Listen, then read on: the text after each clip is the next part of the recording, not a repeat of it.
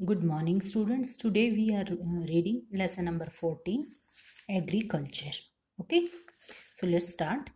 Agriculture is the oldest occupation in the world.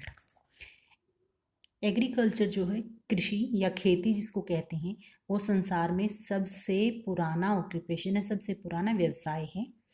It is the most important occupation of the people in India. Bharat में लोगों का सबसे महत्वपूर्ण व्यवसाय जो है वो खेती करना है. About 2/3 of our population is engaged in agriculture. हमारे देश की लगभग 2/3 जनसंख्या किस में लगी हुई है? एग्रीकल्चर में, यानी कि 2/3 जनसंख्या हमारे देश की खेती करती है. Agriculture is the backbone of Indian economy. Bharat की अर्थव्यवस्था की रीढ़ है एग्रीकल्चर. खेती भारत की अर्थव्यवस्था की रीढ़ है, यानी कि इससे धन जो है वो आता है. 1/3 of our national income comes from agriculture. हमारे देश की जो राष्ट्रीय आय है वो 1/3 किससे आती है? एग्रीकल्चर से, खेती से आती है. Since independence India has made a great progress in the field of agriculture. जब से हमारा देश आज़ाद हुआ है तब से हमारे देश ने खेती का जो क्षेत्र है उसमें बहुत तरक्की की है. Our agricultural production has increased. हमारे देश का जो एग्रीकल्चर प्रोडक्शन है, जो उत्पादन है खेती में, वो बढ़ गया है. Indian agriculture mainly depends on rain, but due to the monsoon type climate in India we get rain only for a few months of the year. Bharat की जो कृषि है वो मुख्य रूप से बारिश पर डिपेंड करती है, बारिश पर निर्भर रहती है. लेकिन हमारे देश में मॉनसून टाइप का क्लाइमेट होने के कारण हमारे देश में कुछ ही महीनों में बारिश होती है. There are mainly 2 crops seasons here, namely the kharif season and the rabi season. हमारे देश में दो जो सीजन हैं, 2 फसलों के सीजन हैं, जिसको खरीफ सीजन या फिर रबी सीजन, एक खरीफ सीजन और दूसरा जो है रबी सीजन है. The kharif season starts with the arrival of monsoon. Kharif का सीजन जो है वो कब से शुरू होता है? मानसून की शुरुआत से, यानी कि जुलाई में जब मानसून आता है तब से शुरू होता है. Rice, jute, millets and cotton are the main crops of this season. और खरीफ सीजन की मुख्य फसलें राइस, जूट, मिलेट यानी जो ज्वार, बाजरा, रागी जैसी फसलें हैं वो, और कॉटन, ये मुख्य रूप से खरीफ की फसलें हैं. The rabi crops are grown in winter. Rabi की फसलें सर्दी में उगाई जाती हैं. Wheat, gram, barley, mustard and linseed are the main crops of this season. Rabi की फसलों में मुख्य फसलें कौन कौन सी हैं? वीट, गेहूं, चना, जौ, सरसों और अलसी. ये मुख्य रूप से रबी सीजन की क्रॉप्स हैं. अब यहाँ देखते हैं, China is the largest producer of rice in the world. China संसार में चावल का सबसे बड़ा उत्पादक है. India rank second after China, और भारत चाइना के बाद दूसरे नंबर पर आता है चावल के उत्पादन में. अब हमारी क्रॉप्स के बारे में हम रीड करेंगे. फर्स्ट है हमारी rice. Rice, wheat and millets are the chief food grains of the people in India. चावल, गेहूं और मिलेट यानी ज्वार, बाजरा और रागी, ये फसलें मुख्य खाद्यान्न फसलें हैं भारत में. Rice grows well in the hot and rainy parts of our country. चावल उगता है हमारे देश के गर्म और रेनी पार्ट्स में, जहाँ बारिश अधिक होती है उन एरियाज में बहुत अच्छा उगता है. Fertile soil and sufficient water is needed for the production of rice. उपजाऊ मिट्टी और पर्याप्त पानी चावल के उत्पादन के लिए अच्छा होता है. बहुत आवश्यकता होती है पानी की उसको. Odisha, Tamil Nadu, Assam, West Bengal, Andhra Pradesh, Bihar and Kerala are the leading producer of rice. Odisha, Tamil Nadu, Assam, West Bengal, Andhra Pradesh, Bihar, Kerala, ये सभी चावल के लीडिंग प्रोड्यूसर हैं, उत्पादक हैं. India is the second largest producer of rice in the world. यहाँ आप ऊपर भी रीड कर चुके हैं कि इंडिया जो है सेकेंड लार्जेस्ट प्रोड्यूसर है किसका? चावल का. पहले नंबर पर कौन आता है? चाइना आता है. नेक्स्ट है हमारा wheat. Wheat is the second most important crop of India. गेहूं दूसरी मुख्य महत्वपूर्ण फसल है भारत की. It is the staple food of the people of north and northwestern part of the country. ये भारत में गेहूं जो है उत्तर और उत्तर पश्चिमी जो भारत के हैं उनकी ये मुख्य फसल है, प्रधान फसल है. It grows well in the cold dry climate. और ये कौन से जलवायु में उगती है? ठंडी और शुष्क जलवायु में अच्छी होती है. Wheat is mainly grown in Haryana, Punjab, western Uttar Pradesh and Madhya Pradesh. गेहूं मुख्य रूप से हरियाणा, पंजाब, पश्चिमी उत्तर प्रदेश और मध्य प्रदेश में उगाया जाता है. It is also grown in Rajasthan, Bihar, Maharashtra and Gujarat. और ये राजस्थान, बिहार, महाराष्ट्र और गुजरात में भी उगाया जाता है. सॉरी. नेक्स्ट है millets. Jowar, bajra and ragi are grown in dry climate where there is low rainfall, mainly in peninsular India. जवार, बाजरा, रागी ये मुख्य रूप से ड्राई क्लाइमेट में उगाए जाते हैं जहां पर रेनफॉल जो है वो कम होता है, जहां बारिश कम होती है. जैसा कि पेनिनसुलर इंडिया में, प्रायद्वीपीय भारत जो है जहां कम बारिश होती है उन एरियाज में उगाया जाता है. Maharashtra, Karnataka, Madhya Pradesh, Haryana and Uttar Pradesh are the leading producer of millets. Maharashtra, Karnataka, Madhya Pradesh, Haryana और उत्तर प्रदेश जो हैं ये मिलेट्स के लीडिंग प्रोड्यूसर हैं, उत्पादक हैं. India is the largest producer of millets in the world. और इंडिया पूरे संसार में मिलेट्स का सबसे बड़ा उत्पादक है. नेक्स्ट है pulses. Pulses are such as gram, arhar, urad, moong are such rich sources of protein. दालें जैसे कि ग्राम, चना, अरहर की दाल, उड़द और मूंग ये दालें प्रोटीन के सबसे बड़े सोर्सेज हैं. They are grown in all parts of the country. और ये दालें जो हैं देश के अलग अलग भागों में, लगभग सभी भागों में उगाई जाती हैं. Oil seeds are grown to produce oil which is used for cooking and manufacturing. Oil seeds जो होती हैं जिनको तिलहन कहा जाता है, जिनसे हमें तेल प्राप्त होता है, वो फसलें जिनसे तेल प्राप्त होता है ऑयल सीड्स. ऑयल सीड्स क्यों उगाए जाते हैं? ताकि उनसे हमें तेल प्राप्त हो सके. और ये तेल हम कहाँ प्रयोग करते हैं? कुकिंग के लिए, खाना बनाने के लिए. और मैन्युफैक्चरिंग में, मैन्युफैक्चरिंग होता है बनाना. क्या बनाने के लिए? Of soaps, margarine and other things. साबुन और दूसरे सौंदर्य प्रसाधन जो हैं उनको बनाने के लिए प्रयोग किया जाता है. Groundnuts, mustard, linseed, castor seed, cotton seed and sesame are the main oil seed crops of India. मूंगफली, मस्टर्ड, लिनसीड हैं, कैस्टर सीड हैं, कॉटन है और सीसम के सीड जो हैं वो मुख्य ऑयल सीड्स हैं जो इंडिया में ये फसलें उगाई जाती हैं. Maharashtra, Karnataka, Tamil Nadu, Andhra Pradesh, Gujarat are the main producer of oil seeds. Maharashtra, Karnataka, Tamil Nadu, Andhra Pradesh, Gujarat ये मुख्य रूप से ऑयल सीड्स के उत्पादक हैं. Gujarat is the largest producer of groundnuts in India. और इंडिया में ग्राउंड नट्स का सबसे बड़ा, मूंगफली का सबसे बड़ा उत्पादक जो है वो गुजरात है. गुजरात में सबसे अधिक मूंगफली उगाई जाती है.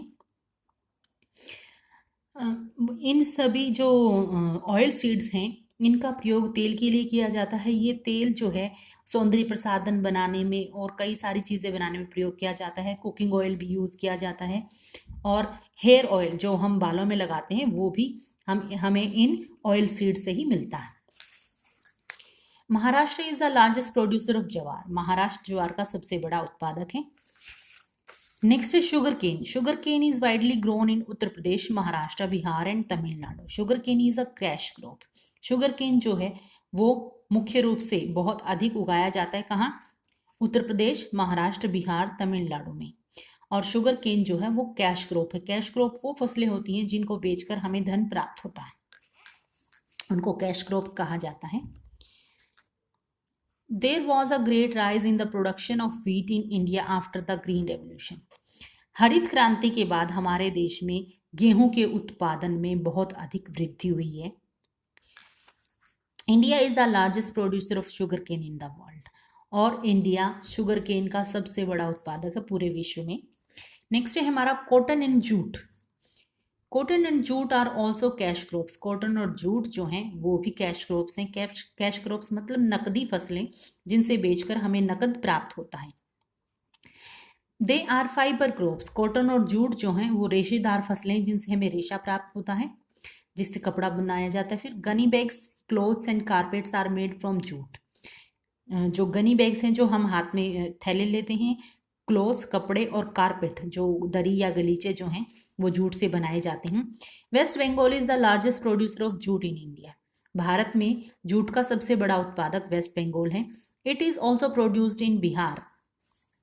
जूट जो है वो बिहार में भी उगाया जाता है, ओडिशा एंड आसाम। ओडिशा और आसाम में भी उगाया जाता है। The jute industry earns the highest foreign exchange. और जूट उद्योग जो है वो हाईएस्ट फॉरेन एक्सचेंज यानी विदेशी मुद्रा जो है वो कमाता है। Therefore it is called the golden fibre of India. इसीलिए जूट को इंडिया का गोल्डन फाइबर कहा जाता है।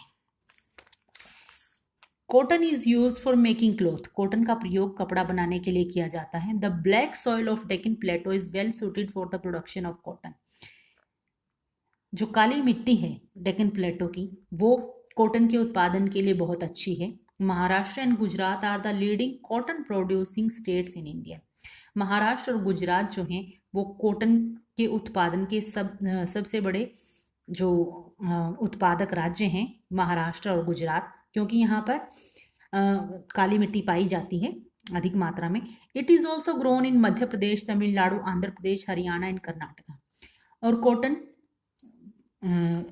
कुछ राज्यों में भी उगाई जाती है। मध्य प्रदेश, तमिलनाडु, आंध्र प्रदेश, हरियाणा और कर्नाटका, इन राज्यों में भी थोड़ी बहुत कॉटन उगाई जाती है। T is grown in Assam. चाय का कहाँ उगाई जाती है? आसाम में उगाई जाती है। आसाम की जो चाय है वो बहुत अच्छी है। West Bengal and Nilgiri hills in Tamil Nadu. West Bengal में उगाई जाती है और तमिलनाडु में की जो नीलगिरी हिल्स हैं वहाँ पर भी चाय उगाई जाती है। It is a major cash crop of India. चाय इंडिया की सबसे बड़ी नकदी फसल है। Wet warm climate is very good for tea. चाय के उत्पादन के लिए वेट और वार्म क्लाइमेट यानी कि मौसम में नमी होनी चाहिए और गर्मी भी होनी चाहिए। ये ऐसा क्लाइमेट जो है चाय के उत्पादन के लिए अच्छा होता है। T is called the queen of beverages. चाय को पेय पदार्थों की क्वीन, रानी कहा जाता है। India is the largest producer and exporter of T in the world. India Bharat में चाय का सबसे बड़ा उत्पादक और एक्सपोर्टर, निर्यातक भी है, यानी कि देश में हमारे देश की चाय जो है बहुत अधिक मात्रा में उसका निर्यात किया जाता है, यानी उसको विदेशों में भेजा जाता है। चाय को क्वीन ऑफ बीवरेजेस क्यों कहा जाता है? क्योंकि शायद हमारे देश में ऐसा ही कोई घर होगा जिसमें चाय नहीं बनती है, इसीलिए इसीलिए चाय को क्वीन ऑफ बेवरेजेस कहा जाता है। नेक्स्ट है coffee and cocoa. Coffee and cocoa are mainly grown in Kerala, Karnataka and Tamil Nadu. Coffee और कोकोआ जो है वो मुख्य रूप से केरला, कर्नाटका और तमिलनाडु में उगाए जाते हैं। तो कॉफ़ी आपको पता होगा कि कॉफ़ी लोग पीते हैं। Spices like cardamom, pepper and cloves are grown in Kerala. Spices मसाले जैसे कि कार्डेमम बड़ी इलायची, पेपर काली मिर्च, क्लव्स लौंग होती हैं, ये मुख्य रूप से केरला में उगाई जाती हैं। The Malabar coastal areas is the main producer of spices in India. Malabar का जो तटीय इलाका है वो इन मसालों के उत्पादन के लिए बहुत अधिक अच्छा है। India produces a large variety of fruits and vegetables such as mango, apple, grapes, peach, pineapple, oranges, banana, cashew nut, almond, potatoes, onion, carrot and cauliflower etcetera. भारत में बहुत सारी वेराइटीज़ के फल और सब्जियां उगाई जाती हैं, जैसे मैंगो, एप्पल, ग्रेप्स हैं, peach, pineapple, oranges, banana, cashew nut, almond, potatoes, onion, carrot और cauliflower, ये फल और सब्जियां उगाई जाती हैं। These are grown in big orchards in different parts of the country. ये बहुत बड़े बड़े ऑर्चर्ड्स होते हैं, फलों के बाग, ये बड़े बड़े ऑर्चर्ड्स में उगाए जाते हैं हमारे देश के अलग अलग भागों में। Indian mangoes are famous all over the world. भारत के जो मैंगोज हैं, आम हैं, वो पूरे संसार में अपनी खुशबू और अपने स्वाद के लिए पहचाने जाते हैं। हमारे इंडिया का जो अल्फांसो मैंगो है वो पूरे विश्व भर में फेमस है। The improvement in methods of farming has greatly help in increasing food production.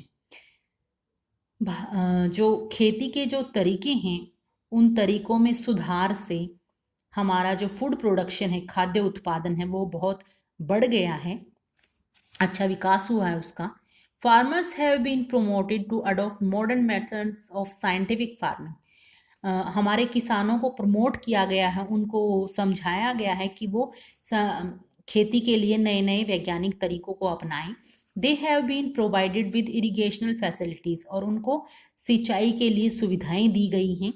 High quality seeds, अच्छी क्वालिटी के सीड्स प्रदान किए जाते हैं। Fertilisers, manures, insecticides.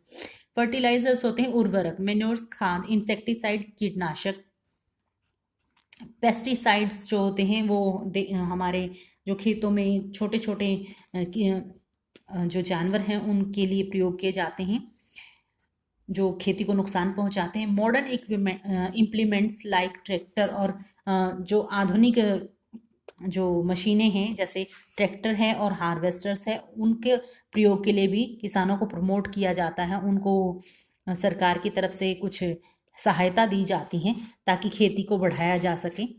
All these resulted in the high yield of crops, और इससे क्या हुआ है, जो पैदावार है फसलों की वो बढ़ गई है पहले की अपेक्षा। This is known as the green revolution, और इसको क्या कहा गया, इसको कहा गया हरित क्रांति, क्योंकि किसानों को अच्छी सुविधाएं दी गई, अच्छे बीज दिए गए उनको, अच्छे उनको जो मशीनें हैं उनके प्रयोग के लिए उनको पैसे दिए गए। It was introduced in India in the year 1967-68, और ये ग्रीन रेवोल्यूशन इंडिया में कब इंट्रोड्यूस किया गया था, 1967-68 में किया गया था। This help India in becoming self reliant in the production of food grains, और इससे क्या हुआ कि भारत खाद्यान्न के मामले में सेल्फ रिलायंट यानी आत्मनिर्भर हो गया। पहले कई बार ऐसा होता था कि हमें विदेशों से गेहूं आयात करना पड़ता था, उसको विदेशों से मंगाना पड़ता था, लेकिन ग्रीन रेवोल्यूशन के बाद, हरित क्रांति के बाद हमारा देश जो है खाद्यान्न के मामले में आत्मनिर्भर हो गया। Yet a lot more needs to be done for the farmers, लेकिन अब भी किसानों के लिए बहुत कुछ करना बाकी है। तो यहाँ लेसन हमारा कंप्लीट हो गया है। उम्मीद है आपको लेसन समझ आया होगा। Thanks and have a nice day.